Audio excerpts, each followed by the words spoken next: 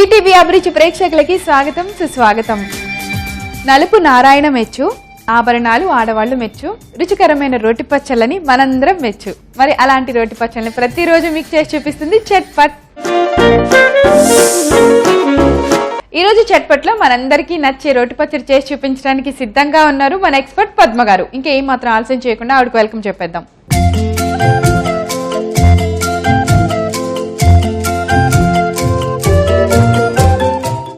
Hi Padma గారు. Hi ప్రవీణ గారు, ఎలా ఉన్నారు?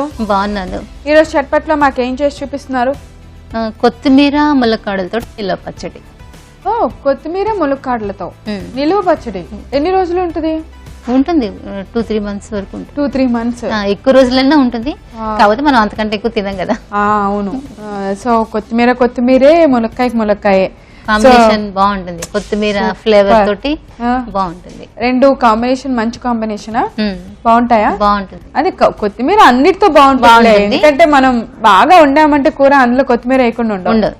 దేంట్లోనైనా, కూరలోనైనా, పప్పు, చారు, స్నాక్స్, ప్రతి దాంట్లో కొత్తిమీర పడాల్సిందే. అవును. కాకపోతే మనకి నిల్వ పచ్చడి కాబట్టి మనం కొత్తిమీర ఏం చేసామంటే కొంచెం ఆరపెట్టుకున్నాం అనమాట, డ్రైగా.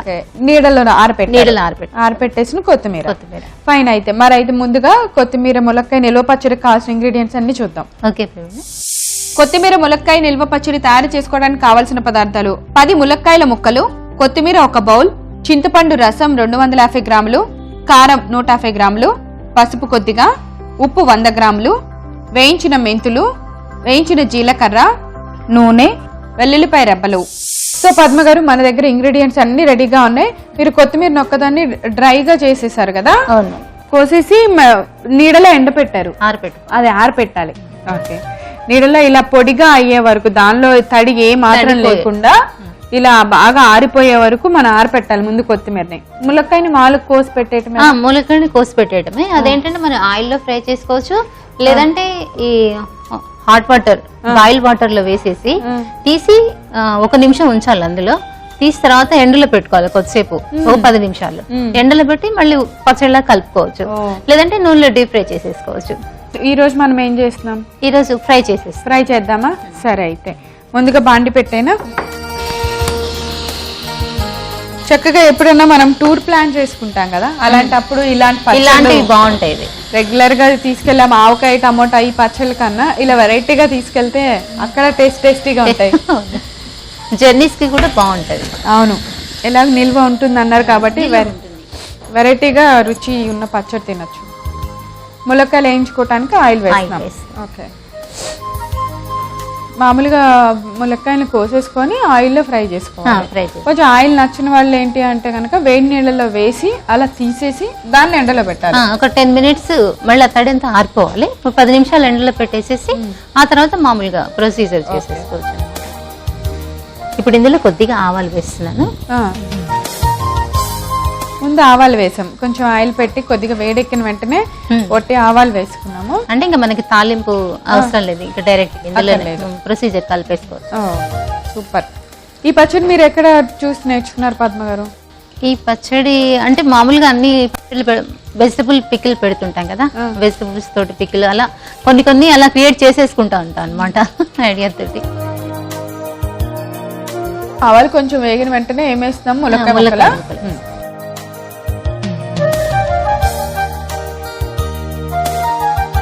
దీనికి లేత ములక్కాయలా పర్లే, కొంచెం ముదిరిన ములక్కాయనా బాగుంటుందా?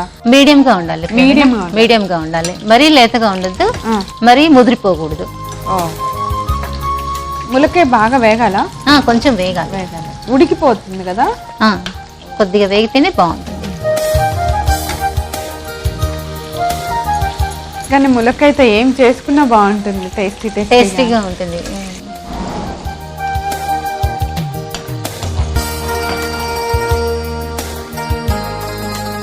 అన్నట్టు కొంచెం కలర్ చేంజ్ అవ్వాలా? కొద్దిగా కలర్ చేంజ్ అయితే సరిపోతుంది. ఇంకా కొద్దిగా ఇప్పటికే కరకరలు ఆడుతున్నాయి కదా ఇలా.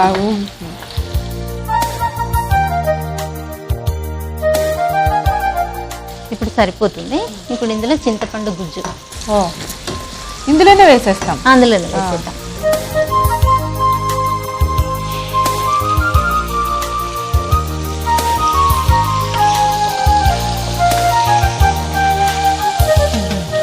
ఎన్ని ములక్కాయలకి ఎంత గుజ్జు తీసుకోవచ్చు? ఇప్పుడు మనం పావుకిలో చింతపండు గుజ్జు తీసుకున్నాం అనుకోండి, దానికి ఒక పావుకిలో అంటే ఒక 10 మునక్కాయలు వేసుకోవచ్చు. ఆ పావుకిలో చింతపండు గుజ్జు అంటే బాగా ఇంత వస్తుంది. దానికి ఒక 100 గ్రాములు కారము, 150 గ్రామ్స్ కారము, 100 గ్రామ్స్ సాల్ట్, కొంచెం జీలకర్ర మెంతుల పొడి వేసేసి అన్ని కలిపేసుకుంటే సరిపోతుంది అన్నమాట. ఇప్పుడు స్టవ్ ఆఫ్ చేసేసేయండి చాలు. అంటే ఆల్రెడీ నేను ఉడికించి చింతపండు గుజ్జు తీసి పెట్టాను, బాగా ఉడికింది అనమాట ఇది. ఇప్పుడు మనం చిన్న రోట్లు ఇవన్నీ దంచేసుకుందాము. అలాగే ఇప్పుడు మెంతులు జీలకర్ర వేయించి పెట్టుకున్నాం కదా, ఇవన్నీ దంచి పెట్టేసుకుని అన్ని అందులో కలిపేసుకుంటే మనకి పచ్చడి రెడీ అయిపోతుంది. అలాగే. సో ఆల్మోస్ట్ మనము నూనెలో కొద్దిగా ఆవాలు వేసి ములక్కాయలు బాగా వేగిన తర్వాత ముందుగా ఉడకపెట్టి తీసి రెడీగా పెట్టిన చింతపండు రసం కూడా కొద్దిగా వేడి చేసుకుంటాం. అది అయిపోయింది. ఇప్పుడు మనం వేయించుకున్న మెంతులు, వేయించిన జీలకర్ర పొడి చేసుకోవాలి.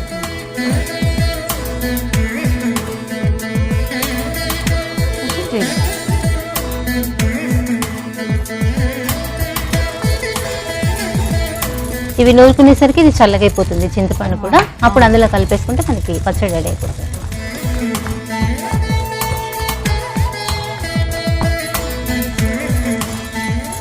కొంచెం పొడిలాగా అయిపోవాలి.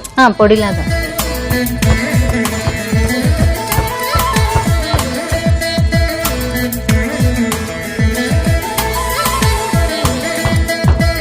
వేయించినవి కాబట్టి తొందరగా నలిగిపోతాయి. ఇప్పుడు వెల్లుల్లిపాయలు,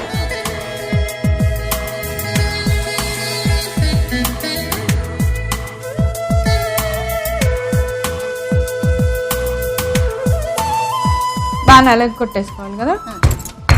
ఆ వెల్లుల్లిపాయలు మెరిగితే సరిపోతుంది. ఇప్పుడు ఇవన్నీ కారం అదంతా వేసేసుకున్నాము. నాకు ఒక స్పూన్ ఇవ్వండి. ఇందులో దీనికి తగినట్టుగా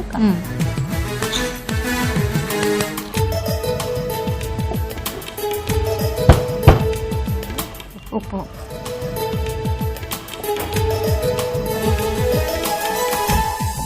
కొత్తిమీర లాస్ట్ వేస్తామా? కొత్తిమీర అందులో డైరెక్ట్ గా వేసి అది దంచాల్సిన అవసరం లేదు.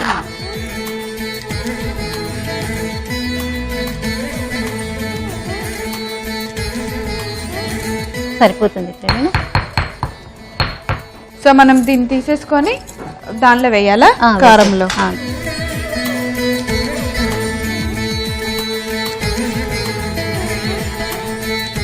ఈ చింతపండు అంతా బాగా చల్లగిన తర్వాత కలిపేసుకుంటే నిల్వ ఉంటుంది అనమాట. చల్లబడాలి. కాకపోతే ఆయిల్, చింతపండు మనం ఈ పౌడర్ వేసేప్పటికి కొంచెం చల్లబడాలి. నిల్వ ఉండాలి అనుకుంటే మనకి అప్పటికప్పుడు ఇలా రోడ్ పచ్చడిలాగా చేసుకొని తినాలి అనుకుంటే పర్లేదు, అలా కూడా ఉంటుంది. కాకపోతే చల్లగా అయిందనుకుంటే ఇంకా దానికి ఇంకా మనకి డోకా ఉండదు. ఇప్పుడు కొత్తిమీర కూడా వేసేనా? మొత్తం వేసే.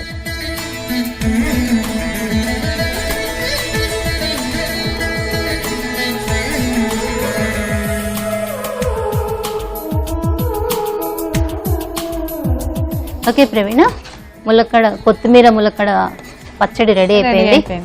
సర్వింగ్ బౌల్లో తీసుకుందాం. అలాగే.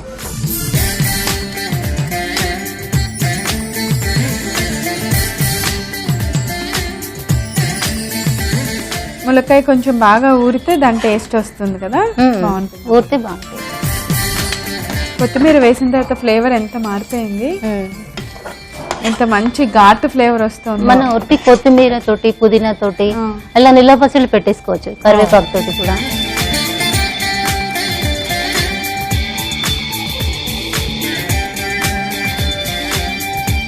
ఓకే ప్రవీణ, కొత్తిమీర ములక్కడ పచ్చడి రెడీ అయిపోయింది. టేస్ట్ చేసి. ఓకే.